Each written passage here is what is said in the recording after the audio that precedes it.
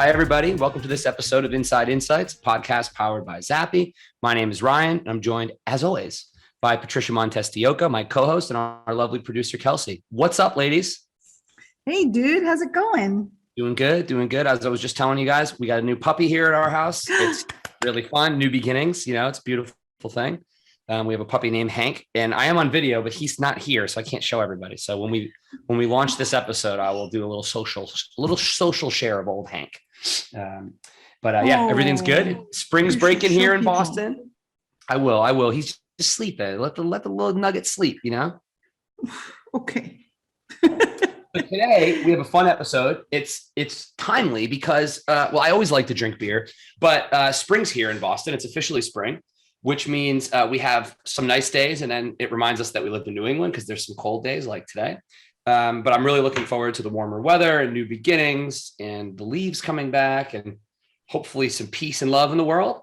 And today we're going to talk to somebody who I have a lot of respect and admiration for. I remember meeting this person when Zappy was a baby, and everybody thought we were crazy, except for this person. Turns out crazy is cool these days. So Tony Costella is who we're interviewing today. He is the global head of insights for Heineken. He's had an incredible career working for some of the biggest brands in the world in both global and local roles. And I wanted him to share his story about insights transformation and digitization. But the truth is, as we'll get into, Tony brought more than that to this conversation that we're going to have. He's an incredible leader. He's somebody who I've shared ideas with a few times, and I'm really excited for you to get the blessing of Tony Costella unfiltered. So enough of me. Let's get to the conversation, my friends. Let's do it. Tony Costella, thank you so much for making the time. I'm really looking forward to our conversation. Thanks. Good to be here. It's a pleasure. And we're recording this on a Friday, and we have very different afternoons ahead of us. So Tony's going out to dinner with his daughter for her birthday, and I'm going to shovel 18 inches of snow that we're going to get this afternoon. So have a glass of wine for me. Or beer. Yeah, or a few, a few beers would be good. And we're going to talk about a lot today, and I'm really excited. And I wanted to share this with you. I was in Jamaica a few weeks ago, and I'm pretty sure they've changed their national beer to Heineken. I don't know if your sales data shows that, but I was in Jamaica a few years ago, and I only saw Red Stripe, and now it was pretty ubiquitous on the tap, which was nice.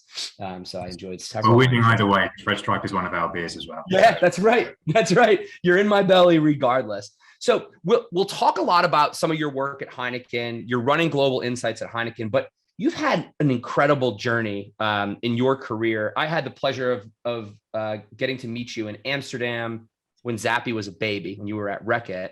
And honestly, to this day, I still attribute a lot of where we've got to those early conversations that we were having. So I want to publicly thank you for everything that you've done for Zappy, just to push us to be better. But if you don't mind, to start our chat, Tony, you started your career in Procter & Gamble, then you were at MasterCard, then you were at Reckitt, and then now you're at Heineken.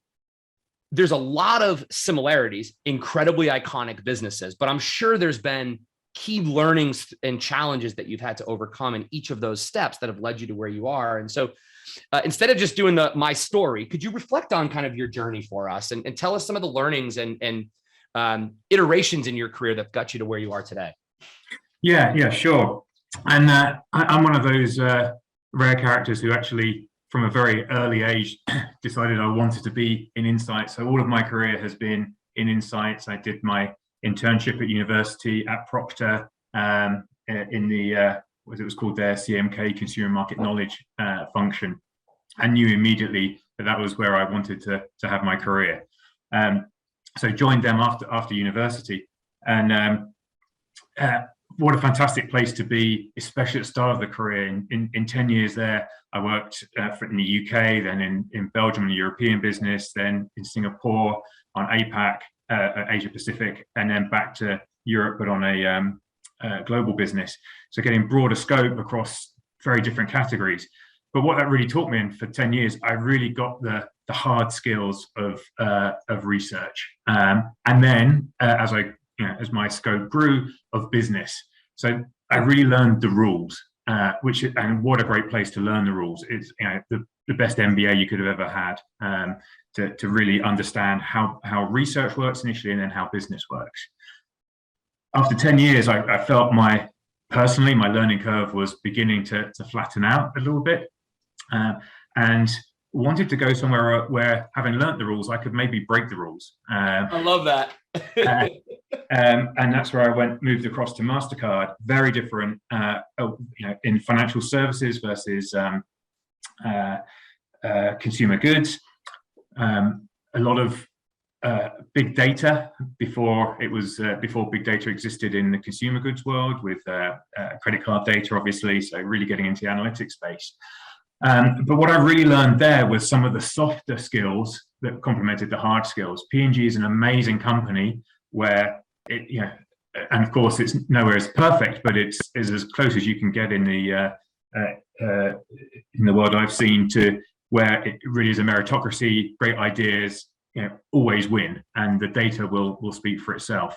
That's not a reality in the real world, where the vast majority of people live. It's not just about having the best recommendation, the best answer. It's a lot about the softer skills of how you can implement those, how decisions really get taken. And for me, that was a tremendous learning. I was there for 8 years, most of the time in insights, and then broadening out to strategy, and eventually even working with a European board, and seeing how decisions really got made. And that for me was incredibly eye-opening, and realizing that all the great analysis we did and research and analytics to drive the thinking was one thing, but then how decisions get taken and how you influence to really implement those with the key decision makers can be some very different factors. And it's not that they don't understand the research but there are other factors which maybe you're not considering. Right. Yeah, so give me actually, if you don't mind, let's stay there for a sec, because I love this. Everybody who I've ever met who started their career at P&G knows their stuff. And so there's just something in that program. And I love what you say about kind of breaking the rules, learning the rules so that you could break them. But I want to unpack what you were just talking about. So I noticed this on your LinkedIn. You had an experience it read to me to be outside of insight. So you're at the table. So to the extent you could summarize, what are some of those misconceptions of, we think in insights it's X, but the way the decision's taken has some other factors? If you could unpack some of those, that'd be really useful for people. Yeah, sure. I think it's a good way to talk about it is specifically with an example. And I think it's sponsorship. MasterCard, like Heineken, is a big sponsor of some big global assets, like the European Champions League in soccer, football. We, year after year, will always ask, can we calculate the return on investment? Can we do the analytics to prove what value this brings to the company? How much should we invest behind it? Does it pay out for us? Did all the analysis, looked at it every different way. And so many times we said, this doesn't pay out. It's impossible to find the numbers to say this pays out. I can tell you, because I've been in some of the high level meetings with our very top customers, where that sponsorship and some of the assets and some of the ways that we could use those assets with our customers, you can't ever quantify those in research. You're never going to get to those. So there's always the danger of falling into the trap of thinking you've got an answer because you're measuring what you can measure, rather than understanding what else is behind this decision that you can't see. I love the example of the damage pattern of planes coming back during the Second World War, and saw that all the planes that were coming back, they're all damaged and in the same area. But that's exactly the area you don't need to reinforce, because planes that are coming back are surviving that. You need to focus on the plane, on where you're not seeing damage, because you need to reinforce those areas.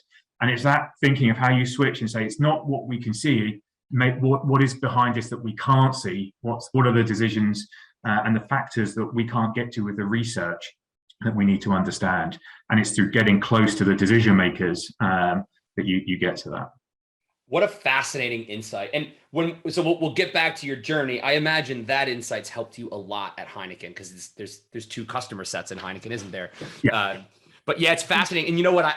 It resonates with me, Tony, because a lot of times I'll get data sets from our business intelligence team or our insights team here at Zappy.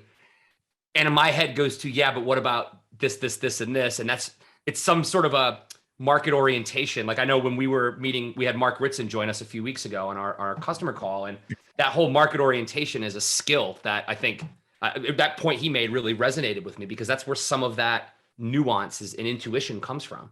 Yeah. Yeah. And I think that's for me, one of the key things is, it at times can be so frustrating when as an insights function or an insights leader, you're bringing brilliant analysis with a very clear recommendation, and then it's not acted upon. Right. And do you get frustrated, or do you understand, what am I not getting? This is a learning opportunity, because the people who are making those decisions, it's easy to say they're just stupid, they didn't get it, but that's probably not the case. It's probably that you're not getting some of the factors that they're having to weigh into their decisions. What a useful experience. It's something that I think as an insights trade, we talk a lot about this coveted seat, but it's the empathy of understanding what their lens is that would help that recommendation be better in the first place. It's fascinating. Absolutely. Oh, that's cool. All right. So you developed some soft skills. And how long were you at MasterCard, Tony? 8 years altogether. Oh, okay. And so then you changed categories completely. Yeah. Came back to and learned so much, but really wanted to get back and closer to consumer goods again, where insights is really at the heart. So an opportunity came up at what's now Reckitt, formerly RB, and really great company, very, very different again, but it's all about learning, and don't focus on your job title or your salary. Focus on, am I still learning? And to go to again another very different company, very different culture, tremendous learning. I was only there a couple of years, but I learned so much in those 2 years. And for me, the biggest thing there, that the mindset of speed over perfection. And I think this is, and it's something that this is where you and I first met, as you mentioned before, Ryan, and we talked about the fact insights has historically been all about getting it right, and the focus has always been on being 100% sure. We've been often the gatekeeper, so been there to make sure things are robust and correct. But then often having insights after something's launched is no use. Getting 6 months later, after something's launched, understanding that what your key insights on what's driving early trial is pointless by then. I'd rather have something early and good that can actually drive some decision making, even if it's not perfect, than having the perfect thing too late. And RB was brilliant at that, at getting the right focus on and the balance between speed and perfection to really make decisions and move at the speed of business today, which many companies are still struggling with. And I have to give you credit. So SMR's 2021 report suggested over 50% of projects were done in-house last year. We're talking about, I think, 2014, 2015. Yeah. And I want to give Tony credit, because at that time, it was the line was, oh, we're not using software. We're an insights function. We would never do that. And you were one of the first pioneers to say, guys, there's a different way to do this. And it's funny, when you were reflecting on your P&G years and said, I learned the rules so I could break them, it gave me a different understanding of that vantage point in our early days of kind of breaking some rules together. So, but I got to give you credit, because you were brave. You were breaking rules in whatever they call this category now. Before it was vogue. now it's quite mainstream, but that's pretty cool. Yeah, it was fun.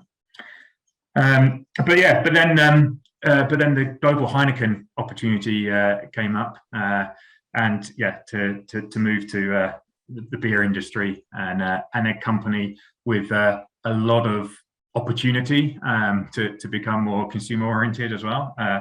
Was a great opportunity. So I've been here now at Heineken for almost 5 years. Incredible company. Love it a lot. I guess what I've learned most here is Heineken is the most decentralized company I've ever worked in, and contrasting that obviously to Reckitt, that's probably one of the more centralized. And so having a role that was so incredibly about influence versus control, and realizing that globally we have 150 to 200 people in the CMI sphere or community of CMI. Less than 10% report directly to me. And so it's how do you change the world? A company of more than 100,000 with 10 direct reports Right. is not easy, but a whole group of people, a whole community out there. And it's about how you influence and do that through influence rather than control. But how that can be so much more powerful, because when people have the freedom to choose or not to choose, and you can convince them and they come on board because they really believe it's the right thing for them, then it's much more powerful than just being told what the answer is. But it takes patience. But when it sticks, boy, does it stick. Yeah, it is the patience point is key, and clearly 5 years in, I have some inside baseball to know you're really good at this, because I think the patience ends up coming with a faster result. We had a different conversation. We don't need to get into details of. I was blown away by the progress of some of the stuff that you've been driving. But let's unpack these points here. So you were brought in 5 years ago. You're trying to bring Heineken to be more consumer focused, and there's a tension inherent in that sentence. So talk to us a little bit about the journey, and I want to cover the two sides of customer relationships in the beer business, but also the global local tensions, and ideally get you to reflect on some kind of best practices that you've garnered along the way to make things work. Yeah, sure. And I think a good place to start is talk about patience and have some incredibly quick results. At times it can feel like there's been at times it's felt like it's been glacial, the change to me and to our team. At times, at the moment, we're going through tremendous transformation and we're really picking up. But the way I often explain it is it feels like there's an overnight transformation that's been years in the making. Because what happened for a number of years, Heineken, the beer industry overall,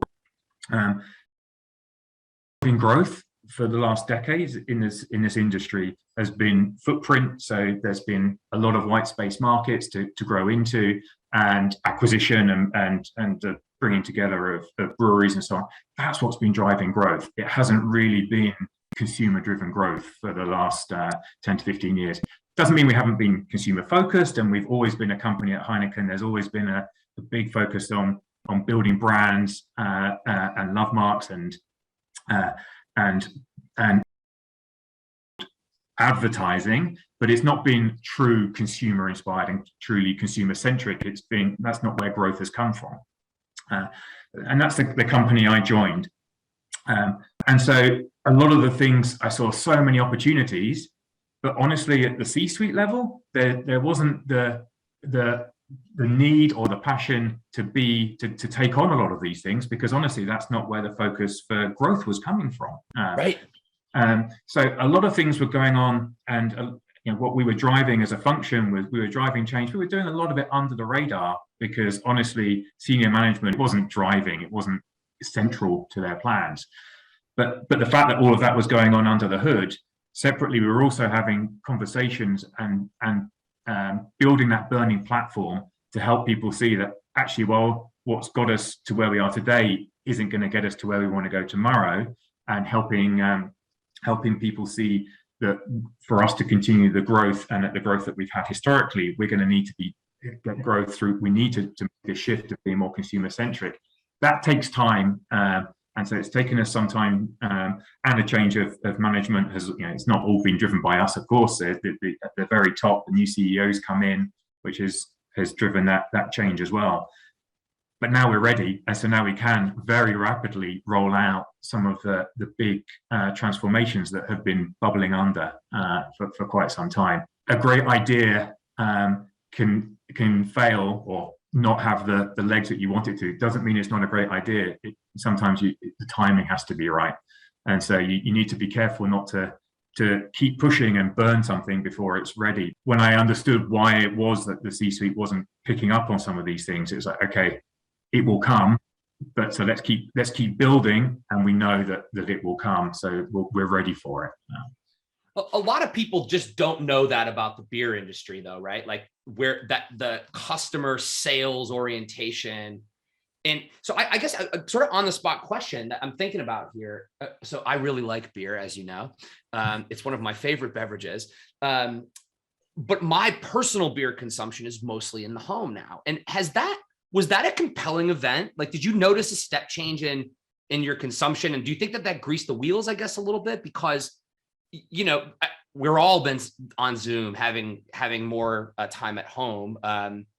And so you have leadership change, but I just wonder, was there a consumption change that you were able to observe broadly that sort of helped fuel some of the stuff you were trying to do?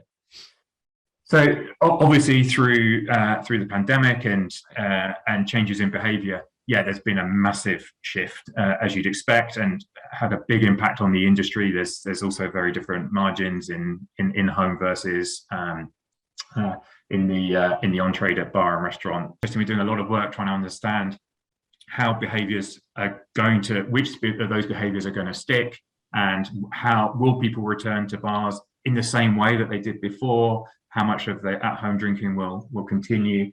What will socialization look like in 6 months' time, in 6 years' time, etc. So yeah, there's a lot of work going on there, because suddenly in an industry and a company where everybody thought they understood beer inside and out, where most of our top management have been 20 to 30 years plus, definitely in the industry, and most of them 20 years plus in Heineken.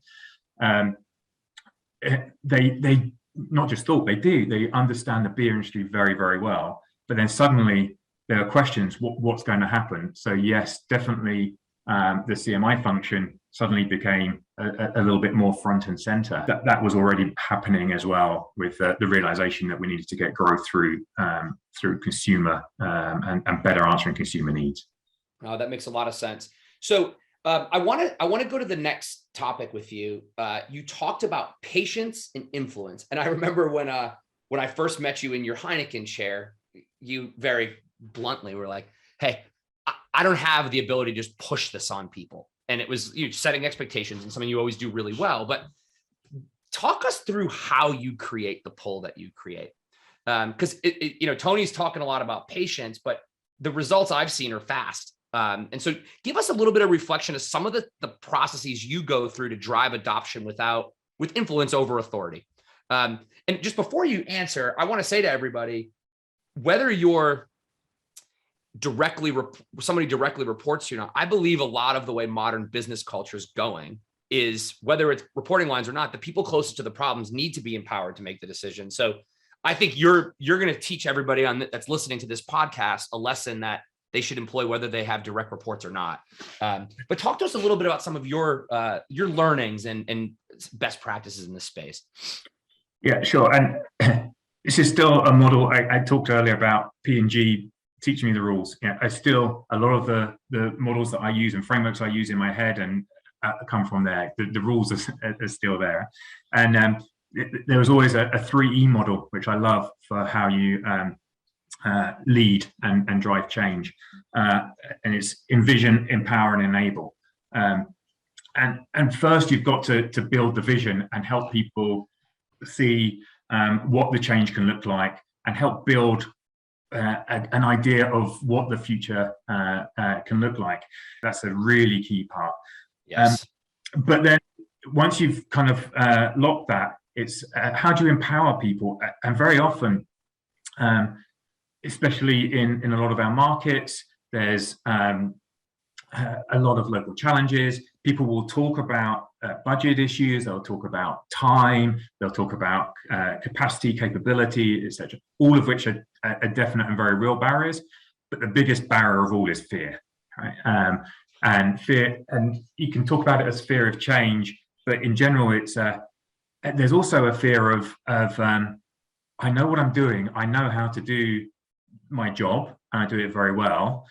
If I start outsourcing and saying that this stuff that I do really well today, and that all of my business partners really appreciate me for doing, if I say that has a lower priority, or I outsource that more, or I automate that, then I become less valuable. So it's how you address those fears. And you know, that's probably been where we focused a lot with our partnership, Ryan, right? Is how do we address that fear? How do we make it easy for people to make that first leap and get comfortable with, hey, it's okay. You can do this, and B, you're going to look like more of a star. They're not going to appreciate you less. All of your business partners, they're going to appreciate you more, and get those experiences.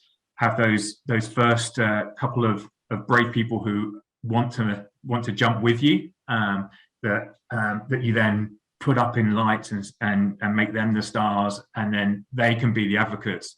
So me in a global role, sitting and talking to all the people in the markets who have a very different job to what I have on a day-to-day basis, I'm just sitting talking in my ivory tower. One of their peers talking from another market saying, hey, I did this. My business partners loved me for it. It was amazing. I got this. It's a very different conversation. And so getting those early to break down the fear, break down the barriers, to empower people that, yes, I can do this. And then the third E is the enable, which is deliberately third, with the tools, the training, the capabilities, etc., so that they know how to do it. But unless you've built that vision first and empowered people by going with those early champions, there's no point enabling, because you're not going to get started. I'm glad that you said you intentionally put it third. I can't tell you how many people call somebody on our sales team or some other friends of mine who owns a research technology type of business and says, we need to buy agile software. That's the wrong way around, right? Like, why? What, like, you know, and I try to implore people to ask why first, because to what end, right? Like, just buying a shiny toy is just going to perpetuate the problem. I mean, you were talking about your Reckitt experience.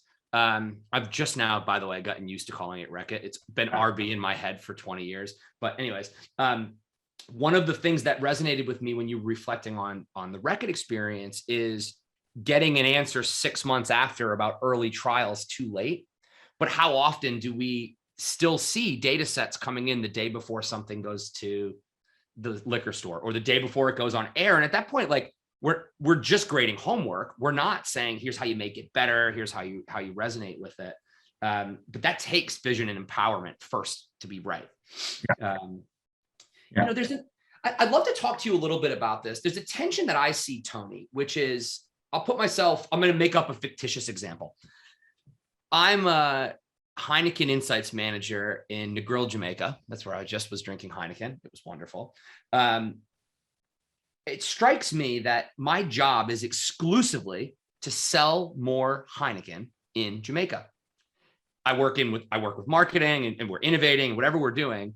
And there's an interesting tension, because a lot of the vision and where the from to that we're all trying to drive as an industry is quite operational and skill development oriented. And I always find a tension of a local insights manager. I'm not even talking about like a senior person. How do they find the time to even pick their head up? And so it brings me back to central CMI, whatever you want to call it, being a really important operational partner, for lack of a better word. And so I think the question I have for you, which will dovetail us into the second part of our conversation, is knowing that, and if you disagree, please tell me, because it's just what I see, because I don't walk in either of those examples' shoes. But knowing that, how do you go about crafting a vision that has empathy for what they see on the ground, and how do you bring them along that journey of creating the vision? Yeah, and you're absolutely right. And I think that already that's a great start point, is for somebody to think, my job is to sell more beer or to make more profit, rather than my job is to test the concept, to optimize the advertising. That's already a start point, is my job is to help the company sell more beer. But I think always it's important to help everybody understand what unique role do you individually, and my role is to help us as a function say, what's our role within the organization to do that. And occasionally we do go out directly to customers, but we're not the ones typically directly getting the sales in. We're not the ones in the breweries. So what's our role in that? And for me, I think it is about getting the consumer to consumer-inspired growth to really at the heart of the decision-making. We can talk about consumer-inspired, consumer-centric, whatever words we want to use, and it doesn't mean very much. And I think what people can often misinterpret that is we want to test everything. Yeah. And that's not what being consumer inspired is. I talk a lot about the difference. Yeah, again, going back to P&G days, we had a mantra: the consumer is boss. I once wrote a thought paper there saying, okay, let's do the year-end performance review for the consumer as the boss. Let me give feedback to the consumer as boss. Are they doing a good job? And said, well, there are two different roles, and you see the classic two lists that you see of being a leader versus being a manager. Again, as a consumer insight, you can use your consumer to manage the business, which is where you're talking about managing risk, a short-term focus, using tests to inform decisions, A versus B, etc. It's a very managerial approach, and some people think of that as being consumer focused. But that's not being consumer led. That's just using insights and the consumer as a to manage risk. And it's important, and that's a good part of being a good manager, a good leader, is to do that. But you also need the leadership, and the leadership comes when you have a future focus, when you inspire and when you provoke, right? And that's a very different role. And to do that, the kind of things that you need to be doing are very different. You need both of those, but for me, and then translating that specifically into consumer insights, it's the difference between testing and learning. And testing's great, and we need to do testing. But if we really want to be leaders rather than managers, then we need to do learning. And how do I translate the business questions into learning opportunities? So, in your example of an insights manager in Jamaica, a question that I always ask when I speak to our country teams is, what's your plan for the year? And what I'm always looking for is, do they show me a learning plan or a research plan? And there's a big difference between those two. A research plan you need to manage your budgets. You need to make sure that all of your key assets are tested. Great. You need to have that. That's a tick in the box. But have you got a learning plan? Have you understood? Have you spoken to your senior leadership team directly or indirectly? You don't have to have the direct relationship. You don't have to report to the CEO or to the country manager. But have you enabled a discussion with the senior management about what the biggest unknown questions are that we have as a business, that if we address them can unlock growth? And once you've understood those questions, then you build a learning plan, which will have elements of research in it, but you start from a very different place, rather than saying, what's my research plan and how do I spend my budget, and I need my Nielsen, and I need my market shares, I need all of my brand health tech.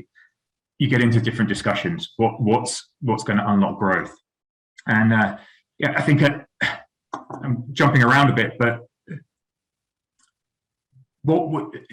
a really great insights team is, each time is they're working and understanding what's that learning, what's that opportunity, what's that unknown that if we can discover, if we can learn, is going to get the next tranche of breakthrough growth.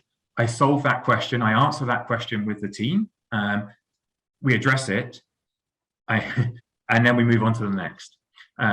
And so there's constantly challenging to get better, but not initiative by initiative, not saying for this single initiative, what do I need to learn, but for the company growth, or for the country growth, or for the category growth, depending what your scope is.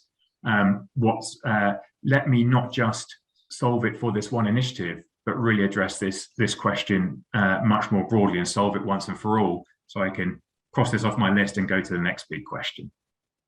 Wow. If we had 3 hours, I would unpack about every other sentence you just said, because my friends that are listening, there is some gold in Tony's words. The manager versus leadership tension you just articulated. I don't know that I've ever heard it said so well. I don't know, Tony, if you've read this book. It's called Turn the Ship Around. No. It's about a Navy submarine captain that was like, the Navy's quite hierarchical. right? It's procedures, SOPs, everybody follows a chain of command.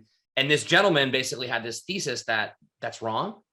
And if we enabled everybody to be a leader, we could do great things. And so I learned more about submarines than I need to know as a businessman, but it talks a lot about that tension. And I think put that in the consumer context, the consumer is our leader versus our boss. It just really resonates with me because, you go back to the Henry Ford quote, the faster horses thing. Exactly. And a lot of people use that to say consumer insights is whatever negative thing they want to say. That's not what his point was.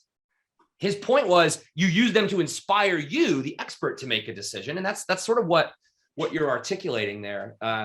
It's exactly the same. Steve Jobs, people have misinterpreted Steve Jobs, who said some similar things about research, but he was a massive user of research. Yes. But to understand and to be sure that he was understanding what the real needs were and to deliver against that, and including the unarticulated needs. So if you only ever focus on asking people questions, then you're never going to get the real insight. And that is that reframe as an industry, right? Like, so I love, like, to go back to your last point about your 3E framework, the enable thing. Up until you said what you said, I thought you meant tools, vendors, whatever. But if I elevate your last point, you actually mean research holistically. Like, what are the things we need to know? Now, what do we do to do it, right? Like, so it's a level of abstraction higher than I thought, which is quite inspiring for me, frankly. Like, research is a mechanism to learn, and you see it. Like, I'm helping a friend who runs a software business, is boldly going to advertise on the Super Bowl in a few weeks, and he's a CMO, and it's quite interesting to see, like, he gets it intuitively. He's not trying to say, is it just good enough to air? He's trying to say to himself, all right, I have a conviction about this creative territory. And he's using the tool to learn how to make it better, right? Which to me is something that creators want. They don't want red, blue, amber, right? Or whatever color scheme we want to use. It's quite fascinating to me. All right, so we have a few minutes left and your daughter's waiting, so I don't want to keep you late, but I want to ask you a couple more questions. The question I want to talk to you about next is, we'll stay with the trend of leadership here. What are you looking for in people? It's an incredibly competitive market. I imagine Heineken's hiring all over the world, and you have, for every role, if you're anything like me, there's ample talent. But what are some of the attributes you look for in an insights leader? Yeah, and I think it comes back to understanding what is our role as an insights function and as an insights leader. And I think if you'd have asked most people 10, 15 years ago, we'd have said our role is to bring insights to the organization. And then you hire for people who have the skills to create insights and, of course, implement them. I think now the way that we describe what's our role is to drive transformational change.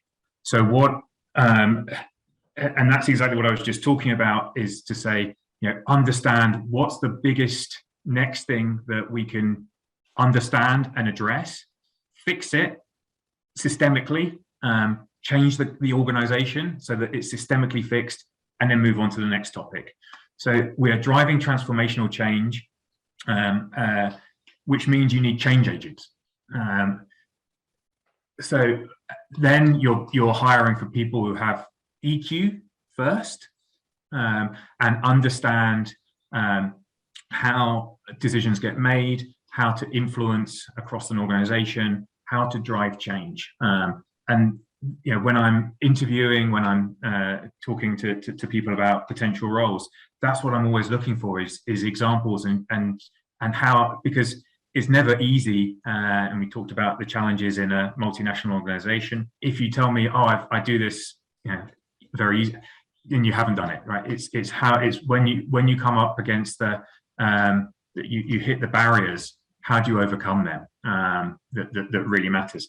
I always one of my favorite little expressions is to think like a 4-year-old, act like a 7-year-old, which I love, which is all about when you're dreaming, and you need people who are the change agents, who are curious, who can imagine a different future, and can see that wow, this really magical thinking, in the way a 4-year-old gets so excited when they go out and see snow for the first time.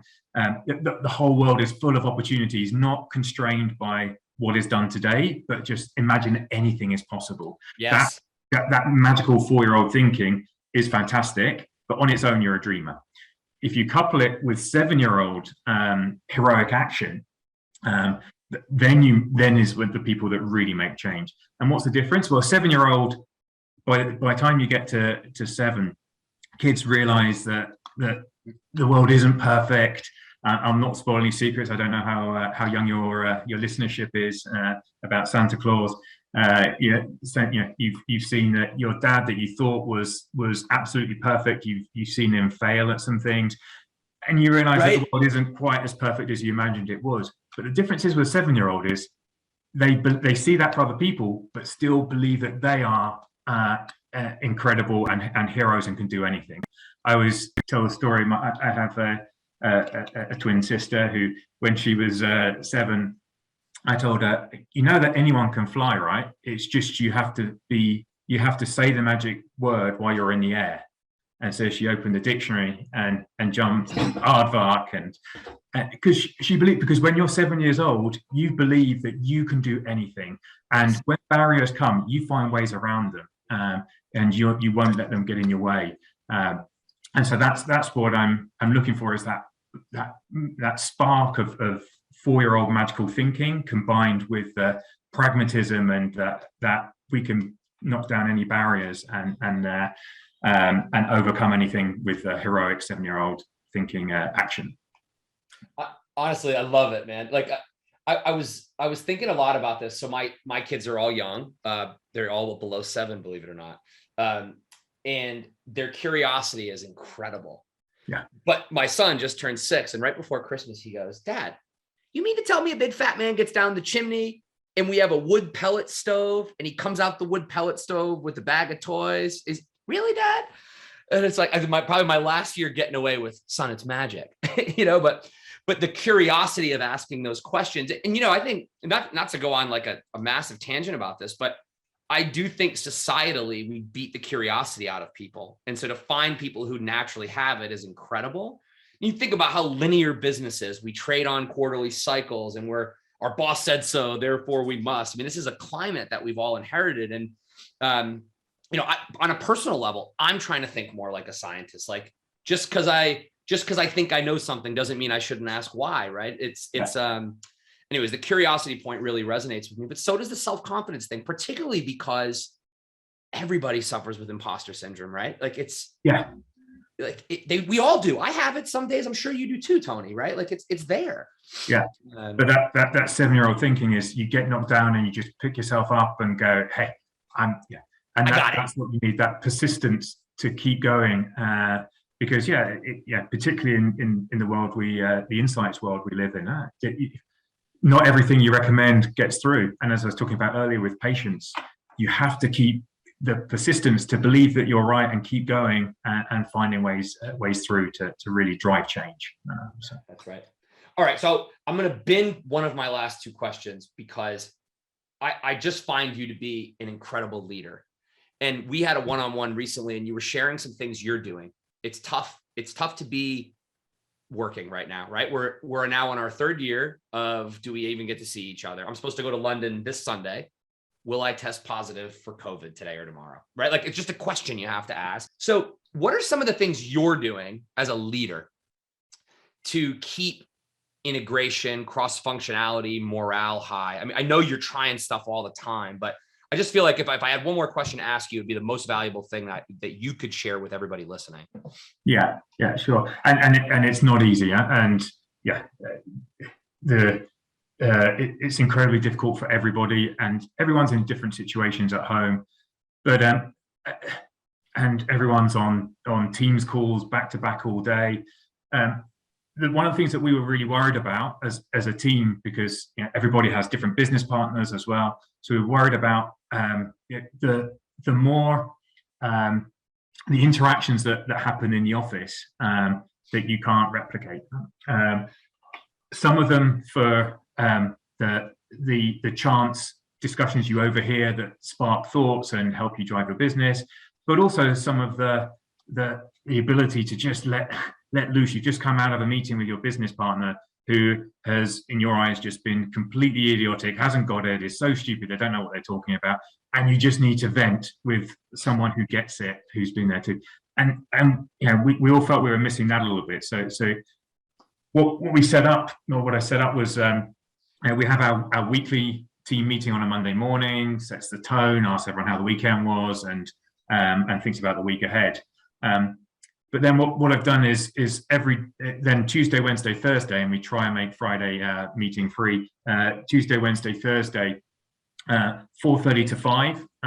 We have a completely optional check-in where I try and be there as many days as I can, and it's like a surgery in a way where, and sometimes it's rather than having to set up a meeting and find time in diaries, you can whiz through and you can answer 5 or 6 questions, and it's not just me answering. Then you know other members of the team will jump in with their experience, and you're getting that cross-fertilization of ideas that come.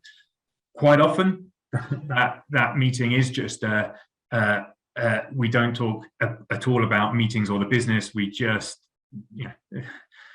talk about rubbish and talk about frustrations and whatever. It's just that mental unload towards the end of the day. It's deliberately 4:30 to 5, so that we can kind of put a marker at the end of the day and say, yeah, try not to have any meetings after this. Of course, we're in global roles, so sometimes it happens, but try not to, so that if you're working after this, it's on your own terms, not in meetings. And it's just a way to close out the day. And for some of my team, they don't need it and they're fine and come every now and again just to say hi. For some of the team members, myself included, it's a savior. It keeps me mentally sane to have that quick check-in and feel connected with the team. So I have to tell you this. You told me this story, I want to say 3 weeks ago. I've stolen this from you, and I've changed our daily meeting, and I've noticed already more galvanization among, and this is our Zappy senior executive team, right? Like this is like, and it's so thank you. I have to thank you. And so, Tony, I can't thank you enough. And I really wish I could say something like, I'll see you really soon for a beer. But we must make a point to do it. Honestly, you've been extremely gracious with your time, really open. Everybody here listening will have picked up a few insights, I'm sure. Patricia's going to have a tough job distilling what we talked about because you covered a lot. But seriously, thank you so much, Tony. I appreciate you, and I hope you have a great day. Thank you. You too. Have a good one. Have a good beer. Yes, beer time. All right. That was so much fun. I've done a lot of podcast episodes with a lot of really great people. I could have talked to Tony for another hour. Unfortunately, he had to go somewhere with his daughter. We ran out of time. But Patricia, you always do such a wonderful job of distilling my crazy. What were your takeaways from this conversation today? Now, before I go into takeaways, I wasn't going to let I don't have a picture of Hank just go, did you? Now, let's go. You got Hank on the screen? Everybody. Look at Hank, everybody. That's Hank and Wally. That's Hank, and Wally's the OG.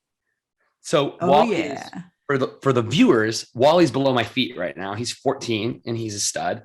And that's Hank. We adopted him from New Jersey this weekend, and he is a those paws. Just and this is what he sounds like when he walks around the house. You ready?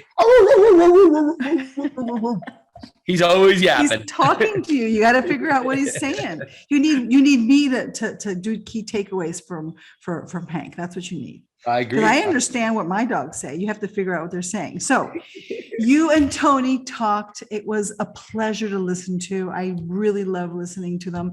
And I found that the first time I heard it, because I listened to them twice, you had 5 main topics, right? And so I distilled this to 5 main chunks.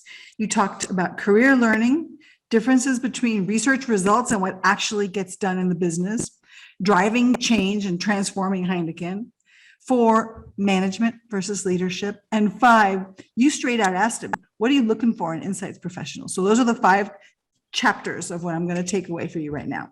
Let's start at the beginning. Key career learning. I don't always share these, but they were so pertinent to the rest of the conversation. So he said they were. Number one, maintain a learning mindset. It's not just about being right. It's about learning. 2, focus on the speed of business over perfection. Good on time or early is better for decision-making than perfect too late. I love that one. Okay. 3, learning the broad scope of business teaches you the hard skills of research and showcases the rules. Keep the rules in mind because we're going to break them in a second. Goddamn right, we're going to break them. Oh yeah. Analysis of big data uncovers hidden patterns and correlations, and these are used not just for papering the walls, but to develop strategy. Big data helps you develop strategy. It's the combination. And number 5, the softer research skills influence board of directors, decision-making, and rule breaking.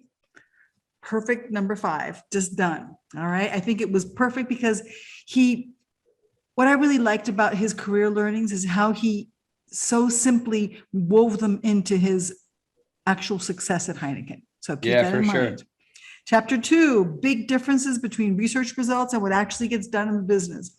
I have not met the first young, early in career researcher that doesn't get frustrated when what they recommended doesn't get done, right? For sure. Life is just that way. Another magical number 5, brilliant analysis with very clear recommendations is not always acted upon. Maybe, perhaps, pardon the dog going down the stairs. This is real. This is live because the recipient does not understand the nuances of the data or how it affects decisions.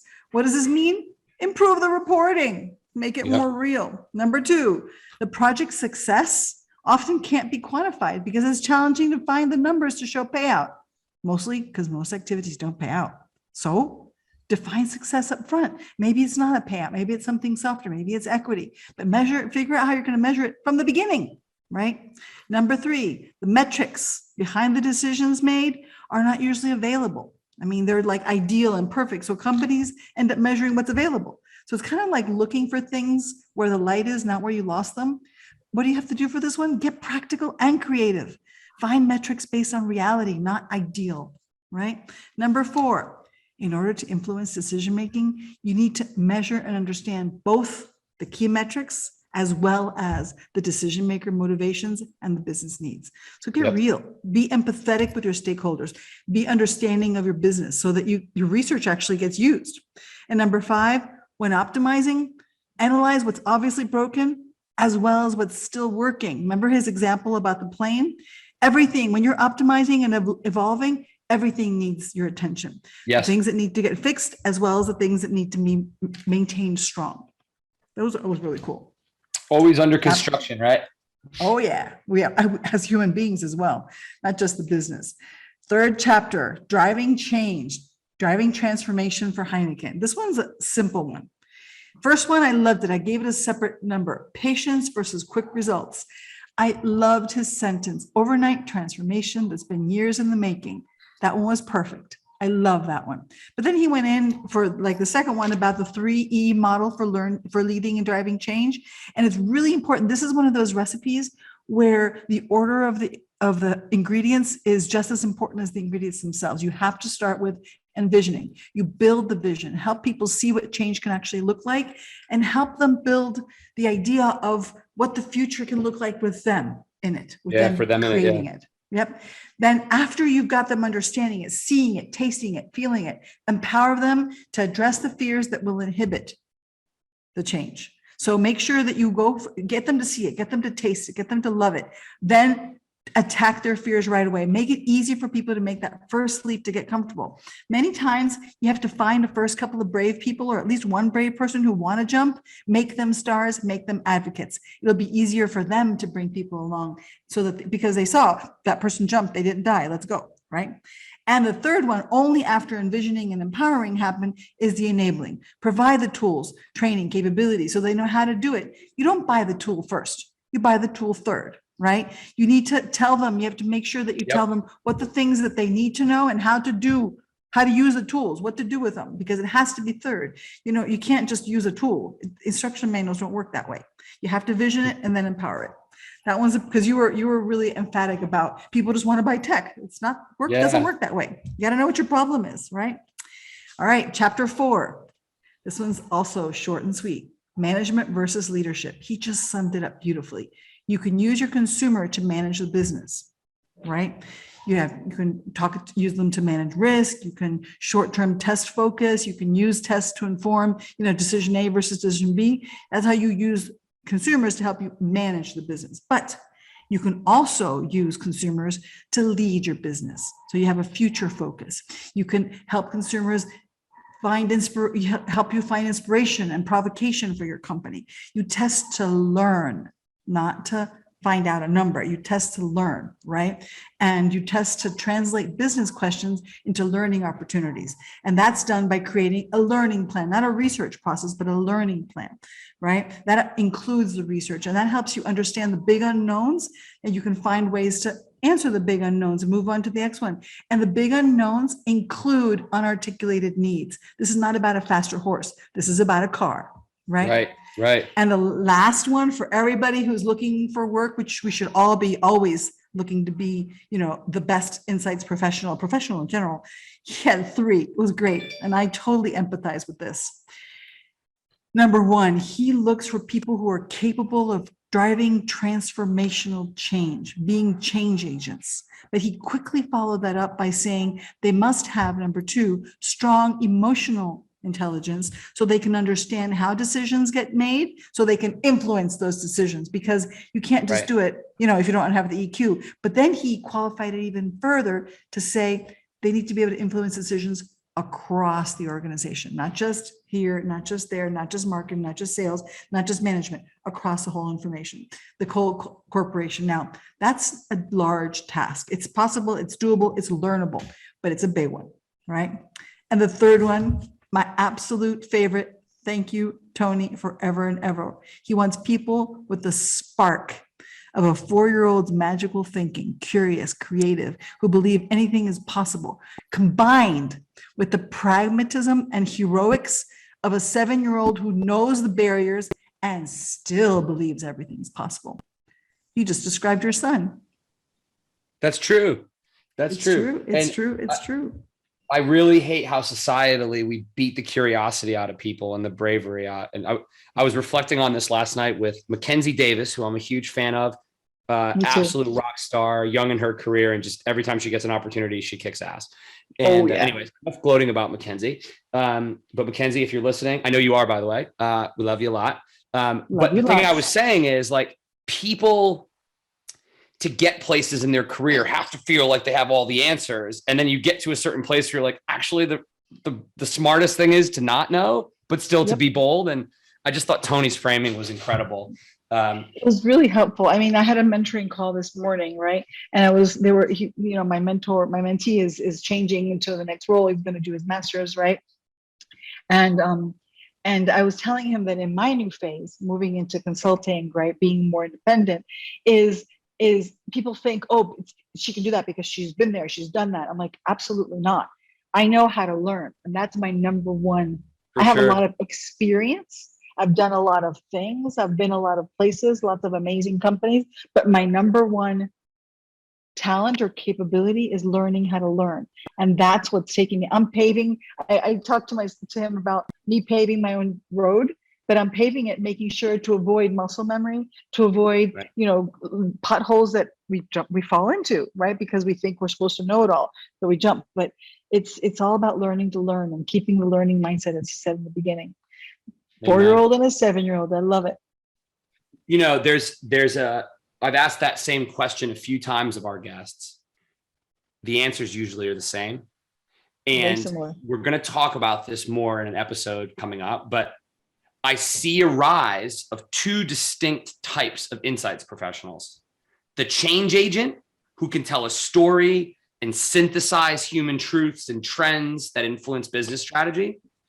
And I'm telling you, insights operations is going to become a thing, because with all these different data sets, all these different technologies, you can't expect the same person who's trying to sell more beer to be able to do the ops job.